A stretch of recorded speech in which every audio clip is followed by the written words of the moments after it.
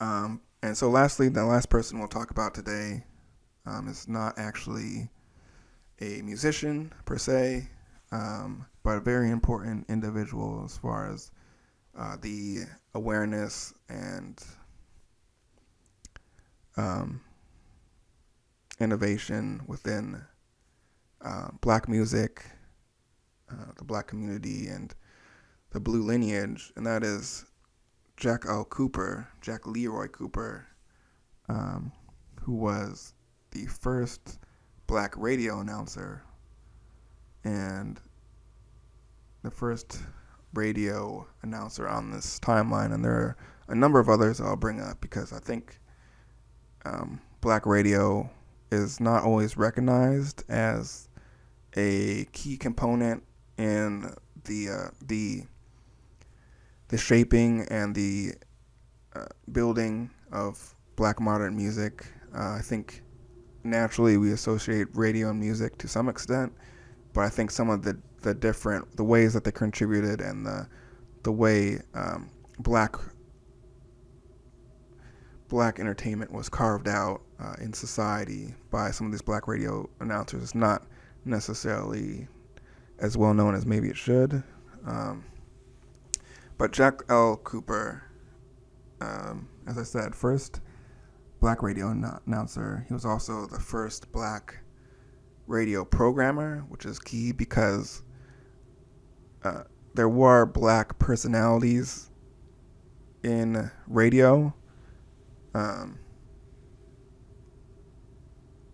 but those individuals were not necessarily in the command of the content they were putting out, or they were pushed to further some of the stereotypical content that was already out there, like I talked about in vaudeville, early vaudeville, minstrel shows, of course, but I think it more reflected vaudeville performances um, where you had a lot of non-black writers and producers trying to create content that did not necessarily make the black community look good. In other words, you saw continued stereotypes, things that they found entertaining or mocking of black culture, or just not, it was certainly not something that was informational or something that necessarily built on dignity. Even if it wasn't, there was a lot of racist stuff out there. I always want to make that clear because that's very evident. But also, I want to say that even if it wasn't that, there's still going to be, it still was not something that informed, it wasn't something that provided something worthwhile to the black community, even if it wasn't something that necessarily took away from them. So that one of the keys for Jack Cooper as a programmer is, he was just bringing some stuff I think we think of now as basic, like news programs, sports casting. He brought was raising different community issues and awareness. There was something called, he did a segment at one point that was like, if you lost contact with somebody, you put that out there to try to reconnect those people. So just basic, I think what we would think of as basic things, but if you don't have that sort of that outlet or programming, within your community, in the black community, it's a big difference. There's black newspapers, and as I'll mention, he started working as a critic. Well, one of his early jobs was he was a theater critic for the Chicago Defender, which is one of the very early black newspapers in Chicago. And I guess this is a quick note. For his other jobs, he didn't have any formal education. He left high school. High school.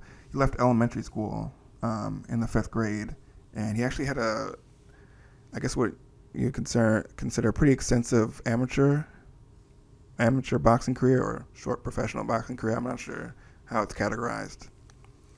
And then he was a vaudeville performer for a short while, but at the end of the day, he wanted to. That's where he kind of learned to write and create skits and produce. And by the end of the day, he wanted to do something that was gonna lift up the black community, and he wanted to move into radio. His early experience with radio was something similar to what I mentioned before, where it was not, they were kind of comedic. He didn't want to be comedian. They were comedic sketches, which were not, great for the dignity and for the black community. It's, I think I've spoken on that enough for you all to understand what I mean or I'm suggesting. So that was in D.C. where he first started.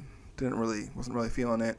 So he eventually went back to Chicago, and he got an opportunity to start a 1 hour weekly segment on a Chicago station, Chicago WSBC World Stage Battery Company, and it was called the All Negro Hour at the time, and 1 hour once a week, and it was, basically he convinced the company producer or programmer that there was a huge black audience within whatever the range is, Chicago area, whatever the range for the station was, probably spread out maybe a little further than that. There was a huge black market that radio stations just weren't getting because they weren't programming black content. So starting with this 1 hour segment, he was able to start that, and this was one of the first black producers or programmers.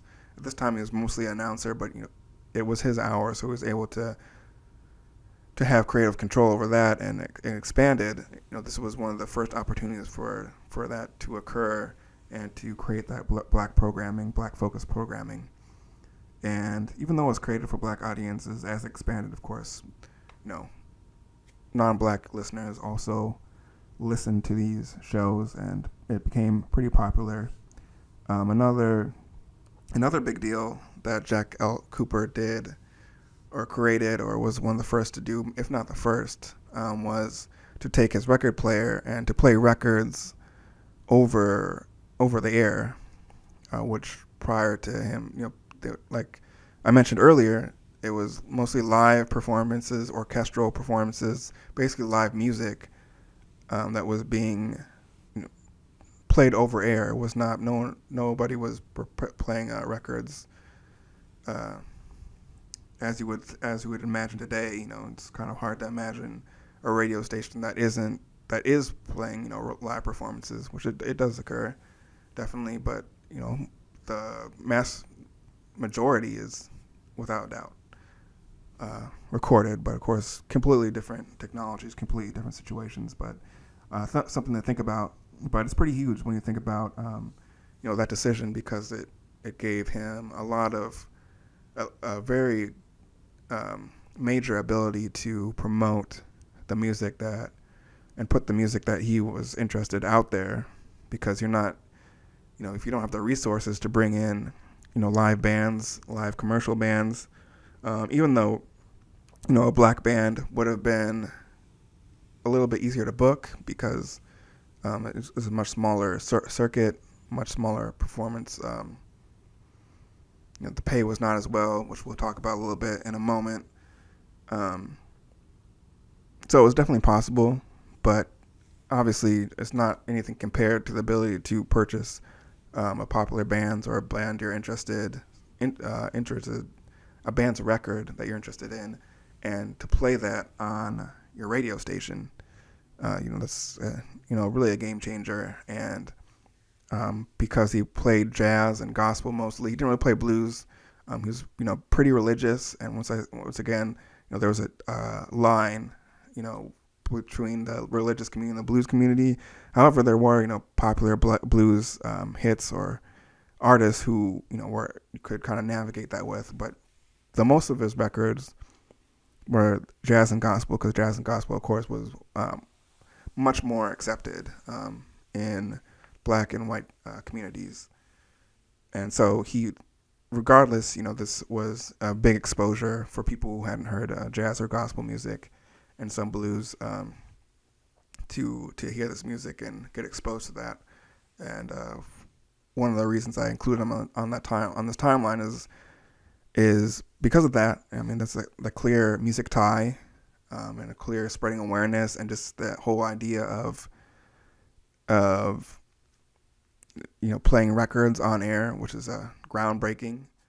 But also, he was a big community person.